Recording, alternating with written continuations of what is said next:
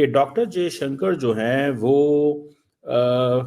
एक important Indian को America की कस्टडी से छुड़वा के निकले हैं। Nikhil Gupta, an Indian national accused of being involved in a murder for hire plot against Sikh extremist Gurpant Singh Pannu and on American soil. जो हुकूमत जा रही है, अगर वो ये वाला फैसला करती है बाइडेन एडमिनिस्ट्रेशन, तो देखें वो तो जा रहे हैं। जयशंकर ने बहुत बड़ी डिप्लोमेटिक कामयाबी ली है। यानी वक्फे पे वक्फा, और ये सिलसिला लगता है कि ऐसे चलेगा अभी। डॉक्टर जयशंकर ने ट्वीट किया तो उन्होंने कहा कि मेरी साल ये की एक पहली अलग डेवलपमेंट है।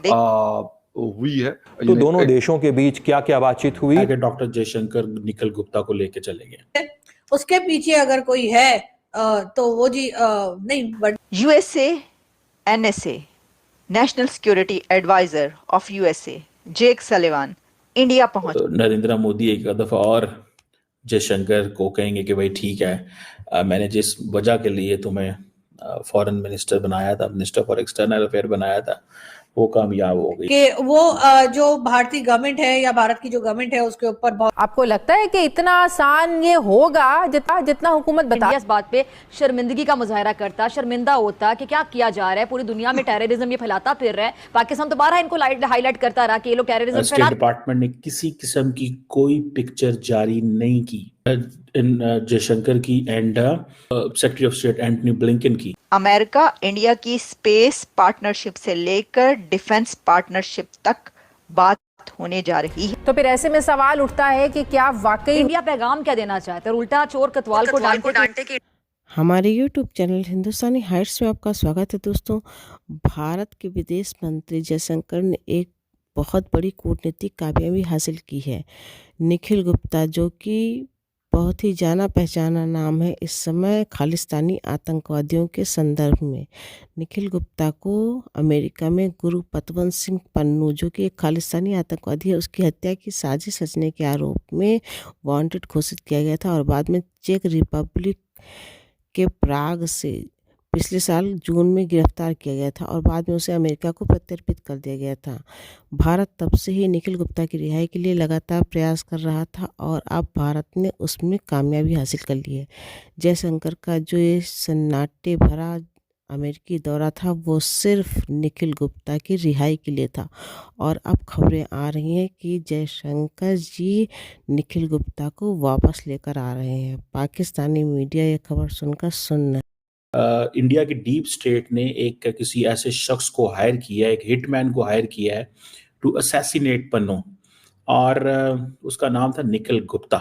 ठीक है जी, निखिल गुप्ता जो है वो, इसको अगर आपको याद हो, इसको I think if I am not wrong तो इसको प्राग से एक्सट्राडाइट करवाया गया था। ठीक है जी, इसकी एक्सट्रेडिशन हुई थी और इसमें जिसमें ये मेरी इतलात है, जो मेरे पास खबर है, इंफॉर्मेशन है, जिसकी मैं अमूमन खबरें नहीं देता होता, लेकिन I just got it and I wanted कि इस पे थोड़ा सा मैं कमेंट करूं। ये है कि ये जो पन्नू है, इसके कत्ल में ये शख्स इन्वॉल्व था।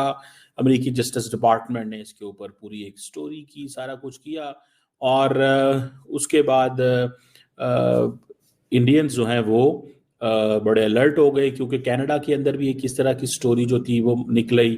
जस्टिस डिपार्टमेंट जो है वो एक्टिव हो गया। जब कनाडा के अंदर निजर का कत्ल हुआ तो कैनेडियंस बोल पड़े, तो इंडियंस ने बड़ी टफ लाइन ली कनाडा के ऊपर।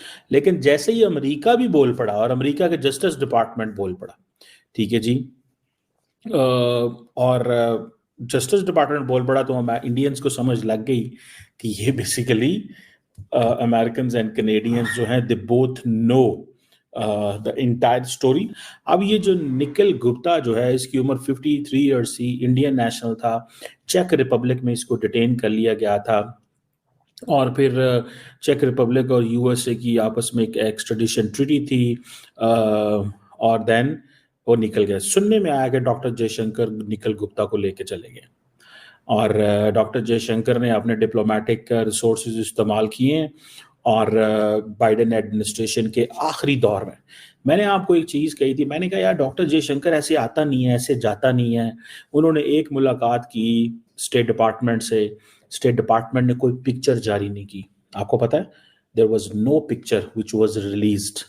ठीक है जी, स्टेट डिपार्टमेंट ने किसी किस्म की कोई पिक्चर जारी नहीं की इन जयशंकर की and secretary of state Antony Blinken की। जो पिक्चर जारी नहीं हुई और जयशंकर ने सिर्फ अकेले ट्वीट किया, तो मैं इसको 2-3 दिन देखता रहा। मैंने कहा ये क्या हो रहा है। देन मुझे समझ ना आई कि ये हो नहीं सकता कि अमेरिकन अमूमन उसके ऊपर कमेंट ना करें। बहरहाल उन्होंने कमेंट नहीं किया जो जब तक लास्ट टाइम मैं देख रहा था। फिर क्या हुआ कि उनकी नए NSA से भी मुलाकात हुई। तो मेरा ख्याल है कि जयशंकर ने बहुत बड़ी डिप्लोमेटिक कामयाबी ली है और जो उनको छुड़ा के ले गया, बिकॉज उनको पता था जयशंकर को कि अगर ये मसला ट्रंप एडमिनिस्ट्रेशन के सामने आ जाता है, ये मसला ट्रंप एडमिनिस्ट्रेशन के सामने आ जाता है, तो फिर एक नए सिरे से सारा कुछ करना पड़ेगा। देखिए ये कोई मजाक चीज़ नहीं है जिसमें बड़े पैमाने पे इंडियंस जो है वो सपोर्ट ले रहे हैं अमेरिका से। ये बहुत बड़ी चीज़ है, this is something very big. लेकिन क्वेश्चन यही आ जाता है कि इफ़ निखिल गुप्ता जो है वो हो जाता है, रिलीज होकर चला गया है, तो इट मीन्स कि कनाडा के केस का क्या बनेगा।